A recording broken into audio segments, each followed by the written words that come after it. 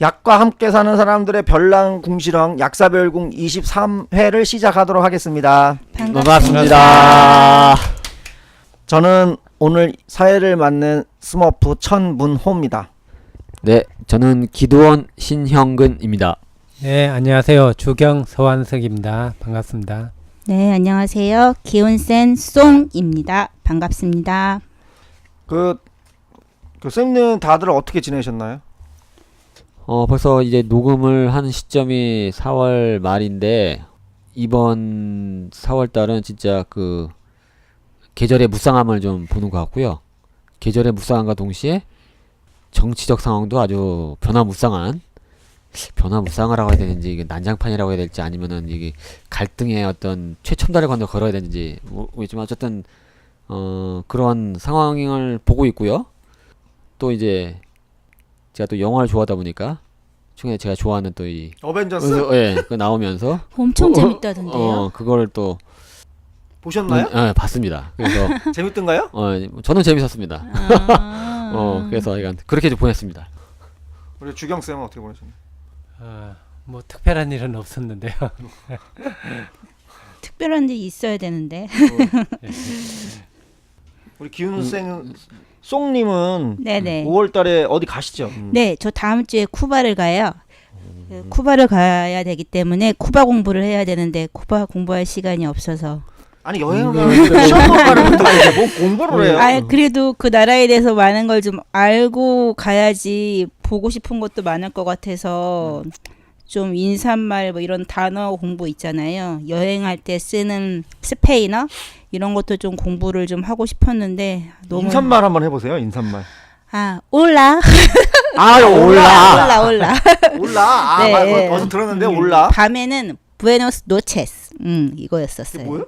부에노스 노체스가 굿나잇 이거 굿 애프터눈인가? 군대가 지금 나 이런 아직까지 이런 수준이라는 게 참으로 안타깝다는. 올라는 들어봤다. 올라. 네, 올라. 올라 어디서 들어본 것 같은데 어디서 들어봤을까? 그거 있잖아요. 그 무슨 하숙 해가지고 예. 그 뭐야 모 방송국에서 하는 거 있잖아요. 거기 보면 아니 그거 저기에서 나왔는데 예전에 드라마에서도 나왔었어요. 드라마. 그러니까 아람브라 궁전에 맞아. 뭐 칼싸움하는 거. 맞아요. 거기서 올라 들었는데 그게 그러니까. 스페인어예요. 네, 그게. 그렇구나. 맞아. 스페인어를 쓰는 나라들이 이렇게 많은지 저 이번에 처음 알았어요. 보니까. 그러니까 미국도 그 영어 다음에 스페인어잖아요. 네, 보니까. 그래요? 네. 오. 거기 아예 스페인어를 저기로 채용한 제2 외국어 이런 식으로 해서 저기 하는 나라도 있어요. 쿠바가 나 스페인어를 사용하지는 오늘 알았네요. 쿠바가 예. 옛날에 그 스페인 식민지였었죠. 맞아요. 그때 스페인 식민지였는데 메이노 사건 있었죠. 메이노 저거 사건이 공부했어요, 그거. 원료가 메이노 사건이 원인이 모르는데 미국에서 언론들이 선동을 했었죠. 메이노를 기억하라 하면서 그때 선원들이 거의 다 죽었었죠. 근데 아직까지 미제 사건으로 남아있죠. 그것을 미국에 했다고 거의 알고 있는 거 계기로 아닌가요? 미국하고 스페인하고 전쟁이 일어나고 그때 쿠바에 그 포로 수용소가 있죠. 그때 설치된 게 관타나모. 관타나모 수용소도 설치하고 그러면서 미국 식민지가 되고 그리고 더불어 스페인 그 전쟁에서 미국이 이겨가지고 필리핀까지 받게 되었었죠. 맞아요. 예. 근데 지금 현재 쿠바 하면은 가장 많이 이제 거의 관광 상품화 된 것 같아요. 이제 뭐죠? 체게바라, 올드카 뭐 이런 걸로 이제 거의 많이 개방이 됐는데 이제 그 부분이 모든 사람들의 관광 코스 이런 식으로 된 것 같더라고요. 언제 가세요, 그래? 다음 주에 가요. 그래서 10일 후에 와요. 그러면 저희 그 5월 달에는 네네. 반드시 그 쿠바 여행기를 한번 네. 쿠바에서 유명한 술과 함께 저는 목표가 그래서 여러 가지 하지 않고 네. 쿠바의 계획은 딱 살사와 함께 음악, 그다음 쿠바의 술. 쿠바의 술은 럼. 아 럼주. 럼. 럼주. 캡틴 큐. 예, 이 럼주는 그냥 마시면 마셔보셨어요? 네. 너무 달아요. 이게 사탕수수를 그랬나? 사탕수수로 만든 거기 때문에 사탕 그 증류를 해도 술이 너무 달기 때문에 우리 위스키처럼 그냥 먹기 좀 힘들거든요. 그래서 얘는 칵테일을 많이 만들어요. 그래서 우리 모히또 아시죠? 네. 아, 모히또가 럼으로 만든 거거든요. 근데 쿠바에 가서 직접 모히또를 한번 마셔봐야죠. 아니, 저희들 그 고등학교 때 수학여행 가서 그렇지만요. 캡틴 큐. 캡틴 큐가 굉장히 그 유명했던. 근데 그렇게 달진 않았던 것 같은데. 난 그때. 캡틴큐가 뭔지는 들어봤던 것 같은데 그건 럼은 아니지 않나요? 아니, 캡틴 럼주라고 큐는 그랬어요. 국산 양주라고 하는데 사실상 양주는 10%가 20%밖에 안 들어있고 나머지는 소주 성분. 그 정체불명의 에탄올 아니에요? 에탄올? 아, 그러면 그때 럼주 하면 뭐 캡틴 큐 이렇게 연관시켜가지고 뭐 술 종류를 근데 광고가 그랬던 것 같아요. 송쌤님은 그 뭐야 그 술술 하는 건 알겠는데 또 살사 하면 또 춤도 좋아하시나요 원래? 저 원래 먹고 마시고 추고 이런 것만 좋아해가지고 그래요? 그건 문제인데 오. 어쨌든 그래서 살사도 조금 전형적인 배웠어요. 한민족이시군요. 그러니까. 한민족의 피가 너무 많이 흘러서 문제인 것 같아요. 노래도 잘하시죠? 노래는 목이 너무 안 좋아서. 근데 제가 알기로는 여러 명이 한 10명 넘게 가시는 것 같은데 네, 제가 활동하는 단체분들 이제 근데 여러분도 같이 집단으로 움직이는데 개인적으로 할 수가 있는 건가요? 아니면 각자 거기서 또 이제 개인 그런 여유가 좀 있지 않을까요? 가고 싶은 사람은 가고 또 아니 그러니까 누구는 쌀쌀을 추고 싶은데 누구는 예. 다른 게 하고 싶으면은 제가 제안을 했어요. 같이 쌀쌀을 배우자고. 그랬어요? 거기는 막 옆집 사람들이 가르쳐 준대요. 개인 강습 같은 것도 해준다는데. 그러니까 국민 건강 체조가 쌀쌀. 거기는 그냥 아침부터 밤까지 춘대요. 음악이 나오고 거의 럼주를 마시면서 하루 종일 음악이 나오고 추고 천국 아니니까. 안 오시는 거 아니에요 혹시? 그러니까 나 거기 가서 안 오면 어떡하지? 큰일 나는데 안 오면. 하여튼 그 기대가 많이 어쨌든 되시겠어요. 후기를 네. 한번 좀 들어보도록 하겠습니다. 갔다 그러니까 온 5월달에 그 5월달에 저희들이 그 김은세 송님의 쿠바 여행기를 그 한번 방송을 해드릴 테니까 그 뭐야 기대를 좀 해주시고요. 제가 모히또도 만들어 드릴게요. 럼 사와가지고. 네. 고맙습니다. 자 그럼 오늘 주제를 한번 시작을 해보죠. 오늘은 지난 4월 10일 날 발표를 했던 국민건강보험 종합계획, 그래서 줄여서 종합계획 그 정부안이 발표가 됐는데 그 정부안에 대해서 우리가 좀 짚어봐야 될 부분들이 어떤 것이고 그 내용을 기도원님께서 간단하게 좀 발표를 좀 해주시죠. 예, 뭐 아무래도 저희가 이제 보건의료에 관련된 주제를 많이 다루다 보니까 이번 달에 그 나와있던 가장 핫한 주제는 이제 인보사긴 한데 우리가 인보사를 한번 다뤘고요. 좀 아주 핫하지는 않지만은 그래도 계속 나왔던 주제 중에 하나라서 요거를 좀 가져왔습니다. 근데 왜냐면 우리가 그동안 공공의료 관련된 것도 얘기를 했었고요. 그 다음에 지난번에 정부에서 공공 뭐 의료 계획안 해가지고 5주년 계획 뭐 그런 것도 한번 다뤄본 적 있었고 공공병원 관련돼 가지고도 얘기를 다뤘었는데 이것도 이제 비슷한 맥락으로 건강보험 종합계획이 지난 4월 10일 날 발표가 됐어요. 그래서 이게 근거는 국민건강보호법에 그 2016년부터 그 건강보험법이 개정이 돼 가지고 5개년 계획을 계속 수립하라라는 이제 건강보험 계획이 개정이 됐어요. 그래서 첫 번째로 이제 19년서부터 23년까지 5개년 계획을 일단 수립하게 된 거고요. 이 부분들이 건강보험정책심의를 거쳐가지고 일단 국회에 보고가 됐습니다. 그동안에 이제 보건복지부가 여러가지 추진 경과를 얘기했어요. 그래서 2017년 12월 달부터 사전 간담회를 진행을 했고 그 다음에 국민건강정책심의위원회 위원 및 가입자 및 공급자 단체 시민사회 전문가 대상으로 한 20회 정도 그 사전 간담회를 진행을 했다. 그리고 한국보건사회연구원을 통해서 그 기초연구를 수행을 했고요. 그 다음에 건강보험정책심의 소위원회에서도 논의를 했다고 합니다. 그리고 관계부처 협의해서 공청회 개최도 19년도 4월에 했고 그 다음에 이 심의를 거쳐서 이제 발표를 했어요. 근데 이 내용이 그 보건복지부 가면은 이제 페이지 1페이지에서 60페이지 해가지고 내용이 쭉 나와 있는데 우리가 그동안 했던 그 살펴봤던 그 공공의료 관련된 내용하고 겹치는 부분들도 있고요. 그 다음에 2017년도 그 이제 7월 달에 문제의 케어 발표했을 때 문재인 케어 관련된 부분도 겹치는 부분도 있고 그걸 좀 보완한 부분들도 있고 이런 것들이 서로 이렇게 겹치는 그러니까 교집합되는 부분이 상당히 많습니다. 그래서 내용들은 그 한번 보시면 될 것 같고 오늘은 주로 이제 거기서 우리가 이제 약사다 보니까 그 약제비 관련된 부분들을 주로 좀 얘기할 텐데 우선 그걸 얘기를 하기 전에 그 의료 민영화 저지와 무상의료 실현을 위한 운동본부에서 이 부분에 대해서 좀 의견을 낸 게 있어요. 이거는 잠깐 그래도 그 한번 검토를 뭐 좀 짚고 넘어갈 일이 있어가지고요.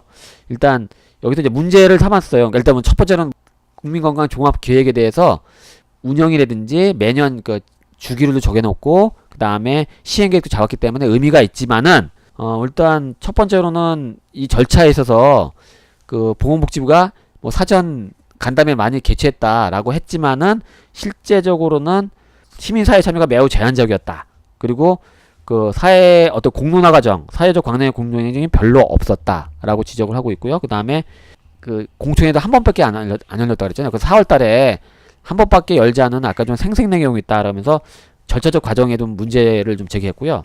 근데 두 번째로는 이 건강보험을 계속적으로 5개년 계획을 할 때 중요한 게 이제 재원 조달할 문제. 그러니까 재원 조달을 어떻게 할 것이냐라는 부분이 있는데 이 부분이 많이 거의 없다시피 해요. 그러니까 소위 말해서 전혀 없다시피는 건 아니죠. 주로 이제 가입자들의 어떤 비용을 매년 얼마나 몇 퍼센트 올릴 것이냐 이 부분들이 나온 거고 그동안 국가가 원래 국민건강보험에 최소 뭐 15% 뭐 20% 이게 의무적으로 부담해야 목이 있었는데 그걸 계속 안 했었거든요.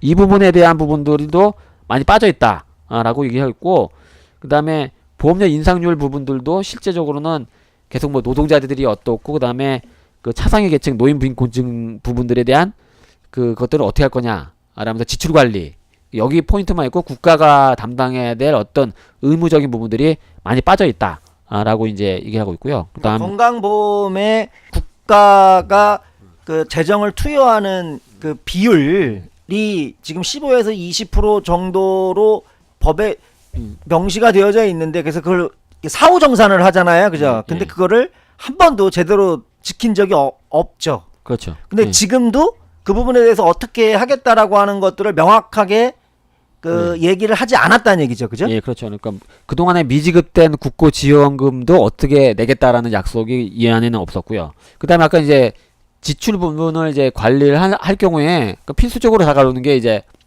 그 공급자들, 뭐 저기 제약회사도 있을 것이고요. 그 다음에 뭐 의료 공급자도 있을 것이고요. 뭐 병원도 있을 것이고 여기에 대한 부분들에 대한 부분들이 별로 없던 거예요. 뭐 주치제라든지 뭐 의료진도 전달 체계 형님, 진료비 지불 조례 전면 개편 이 부분들에 대한 것들이 별로 개혁이 없어요. 물론 거기에 신포괄 의료 수가제라든지 몇 가지 언급이 되긴 하겠지만은 실제적으로 이런 어떤 그 공급 구조 개혁에 대한 부분들은 상당히 별로 없고요. 그 다음에 그동안 계속 우리가 문제 제기했던 행위별 수가 문제라든지 그 다음에 그 산업체 그 이해관계라든지 그 다음에 이제 이따가 이제 약가 문제도 얘기할 텐데 신의료 기술의 어떤 건강보험 신속 등재라든지 이런 부분들에 대한 거는 계속적으로 여기 종합계획에 담겨져 있다 라는 걸로 봤을 때 그 이 건강보험 종합계획이 우리가 그동안 공공의료 관련돼 가지고 몇 번 얘기를 했었는데 공공 부분 얘기한 거 그다음에 의료 제도에 관련돼서 얘기했는데 여전히 그 부분들을 그 문제점을 고스란히 담은 채 그 내용이 발표되었다라는 게 좀 줄여서 무상의료운동 본부라고 하는데 이쪽에서 그런 의견을 좀 개진을 했고요.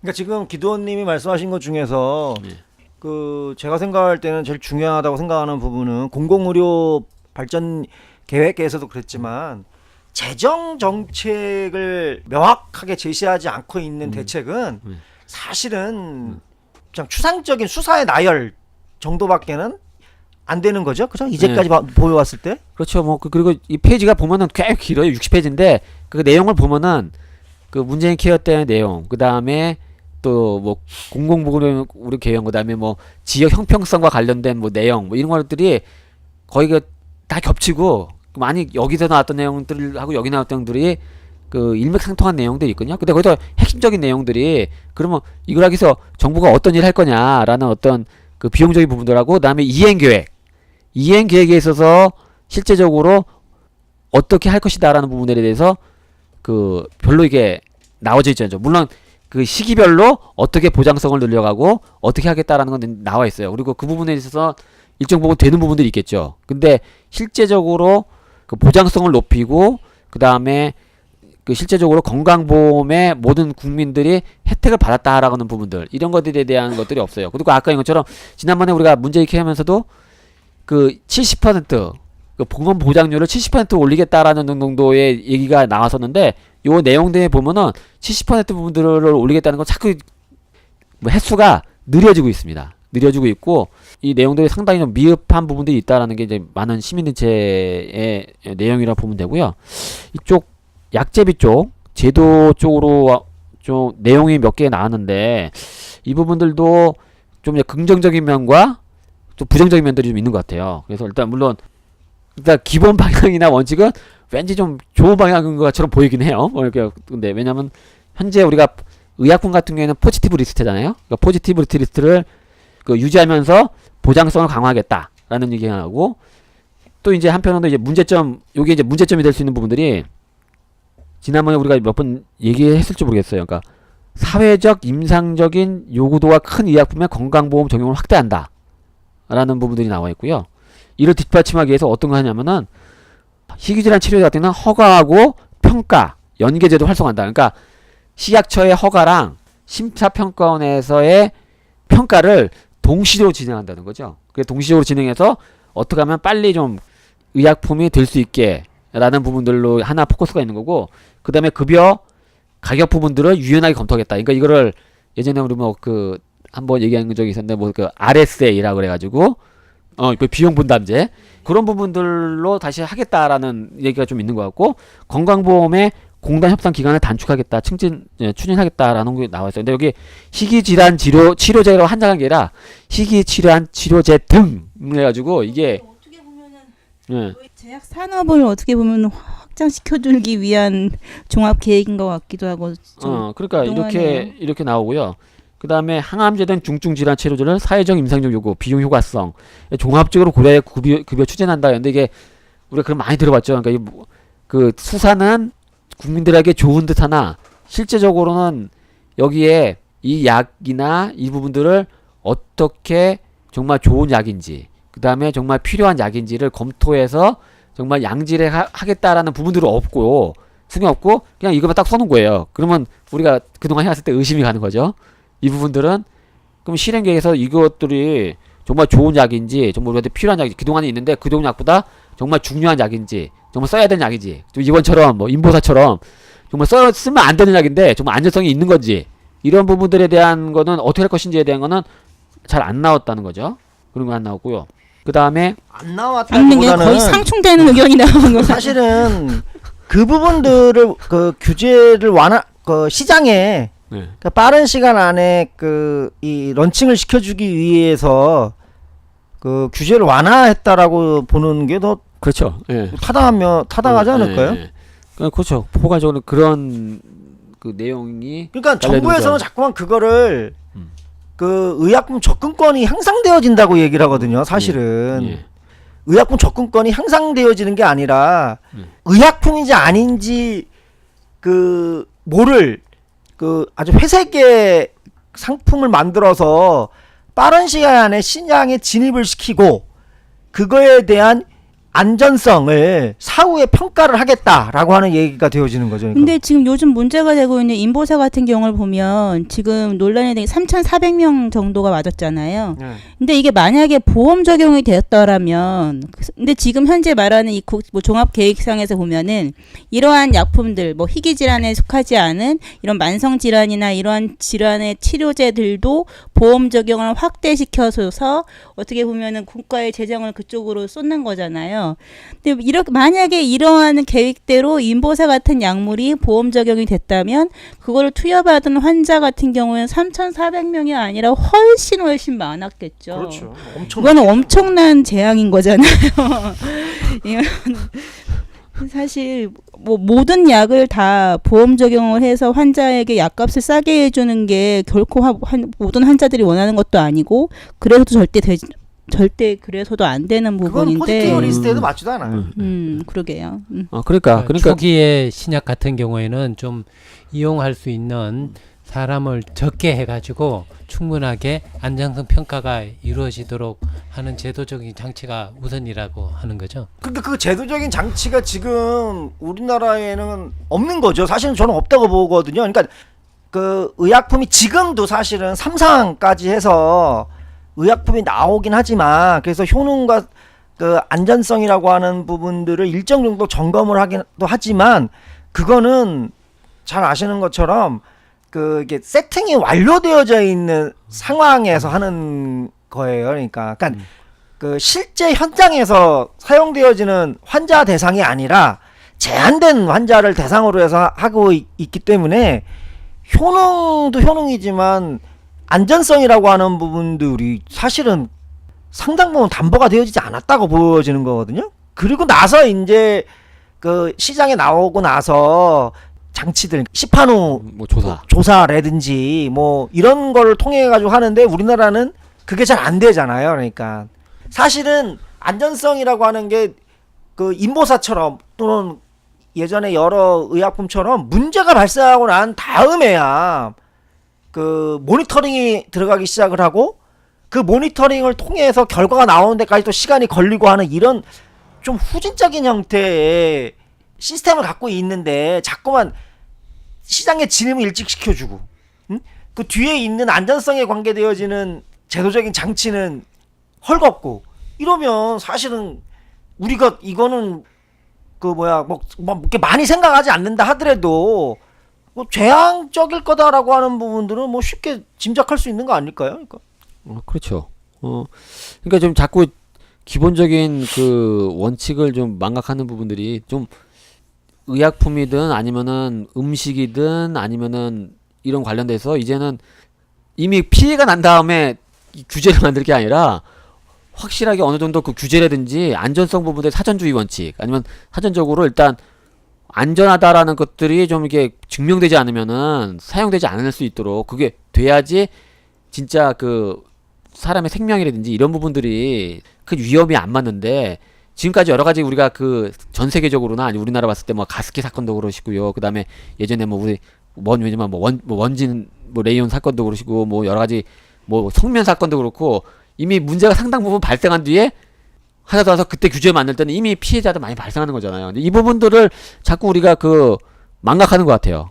특히 이제 정책 담당자들은 이 부분들을 망각하는 건지 아니면 외면하는 건지 그런 부분들이 그걸 안 하다 보니까 자꾸 이런 내용이 나오지 않나 생각됩니다. 그러니까 빨리 그 시장에 진입을 시켜서 돈을 벌어야 된다라고 하는 상업화 논리가 그 의약품의 안전한 사용이라고 하는 그 가치보다 우위에 서 있기 때문에 이런 문제가 계속 발생을 하는 거죠. 그러니까 문재인 정부의 지금까지 이 보건 의료 쪽의 그 정책들이 전부 그 산업화라고 하는 게 중심축이 되다 보니까 최근에도 계속 나타났던 인보사 같은 그런 문제들이 계속 발생을 하는 거죠. 또 좀 보겠는데 근데 저기 뭐야 약값 관련돼서 이제 앞에 내용도 그런데 또 여긴 또 이런 내용이 나와 있어요. 그러니까 보험 급여 재평가를 통해서 급여 체계를 정비 강화하겠다라고 하면서 약제 같은 경우에는 종합적인 약제 재평가 제도를 도입을 하겠다. 그래서 개선 방안을 19년도에 마련하고 시범 사업을 20년도에 마련하겠다. 이건 뭐냐 하면은 임상 효능과 재정 역량, 계약 이행 등을 포함해서 예전에 2007년도에 약제비 적정화 방안 실시되고 난 다음에 기등제약 목록 정비를 한다 그랬었거든요. 그래서 없는 거면 퇴출하겠다고 했었는데 그게 2009년도에 사실 없어지면서 그냥 가격만 약간 조정하는 걸로 일단 일괄 인하로 그렇죠. 했죠. 일괄 인하로 조정되는 적이 있었는데 이 부분들을 좀 하겠다라는 걸로 얘기가 됐어요. 이거를 이제 여기는 이제 구체적으로 나오진 않았어요. 뭐 그 의약품 특성에 따라서 등재 유형을 뭐 다르게 하고 평가 방식을 차등해서 선별 급여를 하겠다든지 아니면은 뭐 이외 약제 가격이나 급여 기준을 조정한다든지 건강보험 급여 유지를 결정한다든지 이런 것들을 후속 조치를 하겠다라는 부분들로 얘기를 좀 했고요. 그 다음에 그 사용량 부분에 있어서 이제 좀 얘기를 해가지고 의약품의 뭐 합리적 사용 유도로 해서 처방 조제 약품비 정밀감 장려 사업 이건 뭐 예전부터 나오긴 했어요. 그 다음에 그린 처방위원 지정 등 제도 개선 마감 마련 잘 될지 모르겠어요. 어쨌든 근데 그 다음에 해외 뭐 약제비 관련해서 적정 약제비 관리 방안 연구 및 도입 추진하겠다. 뭐 이런 뭐 얘기는 할 수 있겠죠. 근데 어떻게 했다는 건 구체적으로 나오지 않았어요. 사용량 관련돼서는 계속 예전부터 이 정도 수준으로만 나온 것 같고요. 그 다음에 제네릭 의약품의 가격 산정 체계 개편 방안 마련. 이거는 지난번에 우리가 제네릭 네, 의약품 관련해서 얘기를 지난번에 했었죠. 예. 그 부분을 얘기했고요. 그 다음에 그 약제의 지출 구조 분석을 통해서 중장기 전략 수립 및 지출 구조를 개선하겠다. 그래서 약가 재평가 결과 연동해 조정 절감된 건강보험 제적은 사회적 요구도가 높은 중증 희귀질환의 보장성 강화 지원을 하향했다. 또 이런 식으로 얘기를 하네요. 내용이 좀 너무 추상적인 것 같아요. 추상되고 이제까지 계속 다 했던 말들이고 내용이죠. 거기서 더 나아가서 이제 구체적인 방안을 얘기를 해줘야 되는데 2009년도에 기등제약 목록 정비가 지금도 안 되고 있고 지금 와가지고야 이제 그렇죠. 다시 또 2019년도서부터 시작을 해서 그 계획을 잡겠다라고 하는 그러니까 10년 동안 아무것도 안 하고 항상 계획만 잡는 거야. 그러니까요. 그러니까 사실은 그 제네릭 같은 경우에는 네. 우리가 그 특허를 갖고 있는 신약과 그다음에 특허가 풀린 제네릭이라고 하는 부분들을 이 비율을 그 영어로 얘기하면 트레이드 오프라고 저희가 얘기를 하죠. 하나가 올라가면 하나가 내려가는 형태로 해서 그거를 어떻게 그 적절하게 유지를 할 거냐라고 하는 걸 통해서 약제비라고 하는 부분들의 관리라고 하는 부분들이 사실은 진행이 되어지는 거고 사실 그거를 하기 위해서 포지티브 리스트라고 하는 부분들 그러니까 물론 질적인 부분들도 있지만 이 포지티브 리스트라고 하는 것 부분들이 거기에 또 하나 있는 거잖아요. 약 어떤 질적인 수준의 약을 쓰고 그리고 그거에 대한 가격은 어떻게 할 거고라고 하는 부분들이 포지티브 리스트라고 하는 내용 속에 들어가 있는 거고 이렇게 해야 되는 건데 그런 부분들이 지금 알다시피 이런 식으로 한 십몇 년 동안 그냥 거의 방치를 하고 있다가 얘기를 한다라고 하는 거는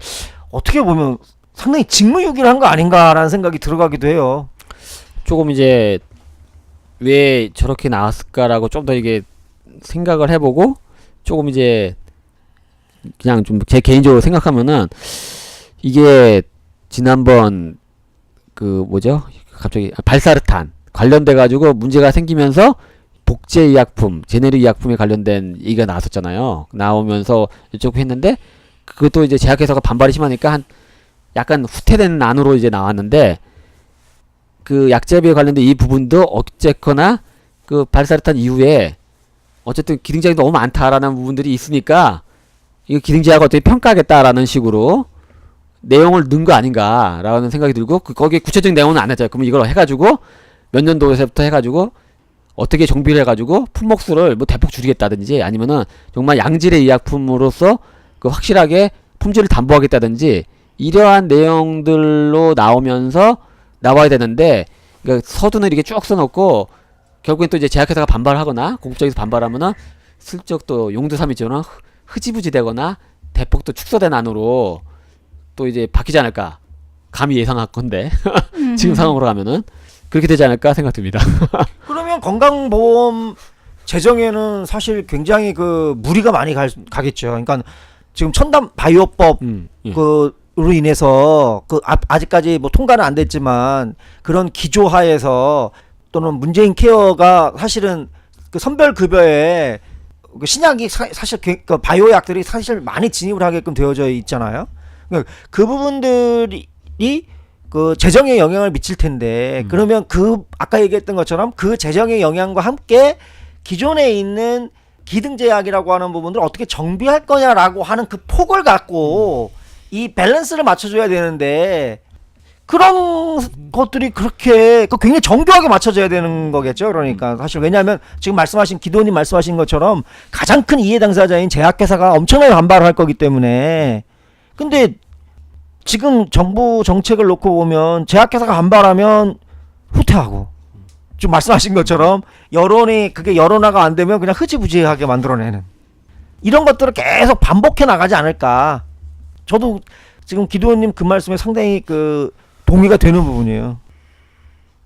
또 뭐 다른 것도 있나요? 아니요, 그러니까 그 외에 뭐 다른 게 많은데 근데 또 보니까 각 영역별로 뭐 수가 체계 이런 적이 나오긴 하는데 치과 쪽 구강보건 쪽에 관련돼 가지고 얘기가 좀 나오고 있고 그다음에 한의학 쪽 관련돼 가지고는 이제 한의학 쪽에서 좀 약간 환영화가 될 만한 거. 예를 들어 추나요법 같은 경우가 좀 더 이제 이미 됐는데 그 부분들 얘기를 했고, 그다음에 내년도부터인가요? 곧 그 첩약 그 시범 사업을 실시한다는 거 하나랑, 그다음에 그 한약 제재를 어떤 보험 급여하겠다라는 계획은 있어요. 근데 그게 이제 과연 이제 어떤 식으로 이제 프로세스를 가져갈지, 이거 왜냐면 이제 한약 제재를 보험화 시키려면은 그걸 표준화해야 되고, 그 다음에 그걸 또 가격을 얼마나 매길 것인지에 대한 부분들이 있는데, 이런 것들이 좀 쉽지 않은 작업이잖아요. 그런데 그걸 어떻게 할지. 가능할까요? 한약의 표준화? 글쎄요. 한약이라고 하는 거 자체를 표준화시킬 수가 없죠. 생약의 표준화가 가능한 건가? 갑자기 왜냐하면 한방 원리라고 하는 걸 표준화를 시켜낼 수가 없을 테니까. 그러니까요. 그리고 그러니까 아마 이제 약국에서 이제 나오는 이제 그 일반 약들, 그 다음에 이제 그 현재 그 한의원에서 그 단미제 형태로 이거 보험 적용되는 게 단미제 형태로 보험 적용이 있잖아요. 네, 맛있어요. 이제 그런 것들은 이제 어떻게 이제 믹스하거나 그런 거 어떤 식으로 이렇게 설계를 해가지고 하지 않을까 생각되네요. 그러니까 그러니까 이제 현재 예를 들어서 우리 약에서 판매하고 있는 예를 들어서 뭐 한방 갈근탄 과립이다. 네. 그러면 그게 이제 뭐 500원이 쳤는데 그거가 이제 일반 약이 그람수가 얼마인데 그 부분들 전문약 비슷하게 만들면 예를 들어 그 일본 같은 경우는 있으니까 그거를 그런 규정을 가져와서 그 가격을 이제 만들면은 그 부분들은 또 뭐 가능하지 않을까 생각되기도 하고요. 네. 자, 그러면 종합계획 예. 더 하실 말 없으면 예. 그 종합 네. 예. 주영 선생님 뭐 어떤 예, 재평가 결과로 그것을 기초로 해서 후속 조치를 실시한다고 돼 있는데, 여기 보니까 생산 실적 연 1회거나 청구 실적 반기 1회. 청구 실적은 뭐죠? 약국에서 청구한다는 그렇죠. 건가요? 예. 어쨌든 그러면은 생산 실적이 없거나 약국에서 청구 실적이 없으면은 그런 의약품만 등재 목록에서 삭제한다고 하는데, 아니 현재는 그렇다는 거죠. 현재는 그렇다고 하는데, 예. 그러면 이것을 애초에 허가 단계에서부터 허가를 안 내주는 방법은 어떨까요?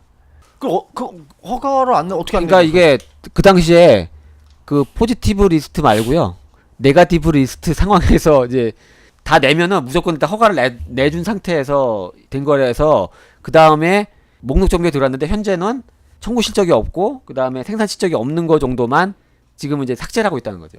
그러면 정부에서 허가를 내줬는데 네. 이것을 이제 제약회사에서 생산을 하다가 자기들 기대만큼 수익이 안 나거나 생산 실적이 없으면은 네. 제약회사에서 생산을 중단할 거 아니에요. 예. 그러면은 이 약을 재고로 가지고 있는 병원이나 약국이나 이런 곳에서는 그러면 이게 처방도 안 나오면은 그냥 쓰레기가 되는 거잖아요. 버려지게 되잖아요. 예. 그거는 이제 그 제약회사에서 자기네들이 생산을 포기하는 거기 때문에 그건 제약회사에서 책임을 져야 되는 거죠. 근데 제대로 반품이나 이런 부분들이 제대로 안 되고 있잖아요. 그러니까 그 부분들이 이제 그 주로 이제 약업계 그 우리 약사 선생님들은 그게 제일 큰 문제인데, 정부 입장에서 놓고 보면 그건 이미 건강보험에 청구가 안 되어지는 거니까 그건 여기 안 잡혀져 있는 거죠. 그러니까 별로 신경 안 쓰는 거죠. 그러니까 그건 사실. 그러니까 지금 말씀하시는 게 지금 그 기도님도 얘기하셨지만 지금 있는 의약품 목록은 네거티브 리스트상으로 들어온 의약품 목록이기 때문에 그걸 정비를 해야 된다라고 하는 얘기를 지금 하고 계시는 거고요. 정비를 해야 되겠다. 그러니까 원래 2009년에 할 거를 지금 이제 하겠다라고 얘기를 하고 있는 거고요. 그러면 그렇죠. 제약회사에서 그 생산을 안 하면은 예. 그게 반품을 받아줄 수 있는 그것도 제약회사 책임인 거죠. 자기들이 생산을 안 하고 마케팅 활동을 안 하고 그랬으니까요. 원래 그 약이 그 약국으로 들어올 때 그 들어오는 과정 속에서 그 약에 대한 그 비용을 어떻게 지불했느냐에 따라서 그 소유권은 달라지잖아요. 그러니까 그 비용이 남아져 있으면 그거는 제약회사가 소유 권한을 갖고 있는 거잖아요. 그렇잖아요. 무슨 말인지 모르겠어요. 그러니까 예를 들어서 A라고 하는 약을 제약회사에서 A라고 하는 약국에 줬는데 그 A라는 약국에서 그 약을 갖고 있는 거지, 그 약의 비용을 100% 정산하지 않을 때는 그 약은 A라는 제약회사의 소유가 있는 거잖아요. 약이 들어오면은 일반적으로 거의 그 현금 결제 비슷하게 결제가 아니 그러니까 그거는 되는 거죠. 결제 수단이 다양하니까 예를 들어서 그 결제 수단에 따라서 그게 달라지는 거니까. 그리고 지금 제가 얘기한 거는 그게 또 도매상을 통해서 들어오느냐 제약회사 직거래를 통해서 들어오느냐에 따라서 그 부분은 유통에 있어서는 좀 달라지는 얘기인데 그게 지금 여기 주경생 말씀하시는 것처럼 이 건강보험이라고 하는 거하고는 그게 직접적으로 상관이 없다. 예. 상관은 없잖아요. 그러니까 예. 이미 급여 청구 실적이 없으니까. 예. 예. 그러니까 그러니까 여기에는 그 내용을 담을 수도 없고, 예, 그렇다는 얘기죠. 그렇죠. 그 부분은 이제 제약회사하고 약국 간의 뭐 해결 문제라든지 아니면은 이런 식으로 그러니까 이제 개인의 문제가 되는 거죠. 네. 그러니까 개인의 문제. 예. 예. 네, 넘어가죠. 자, 자, 뭐- 저는 이제 더 할 얘기가 없습니다. 뭐 우리 그 기훈쌤 송님은. 아니 이제 또 다른 얘기를 해야 하니 얼른 마무리를 하시고. 네, 그러면 이 종합계획에 대해서는 이것으로 가름을 하고 일부를 마치도록 하겠습니다. 그 잠시 후에 다시 만나 뵙도록 하겠습니다. 네, 수고하셨습니다.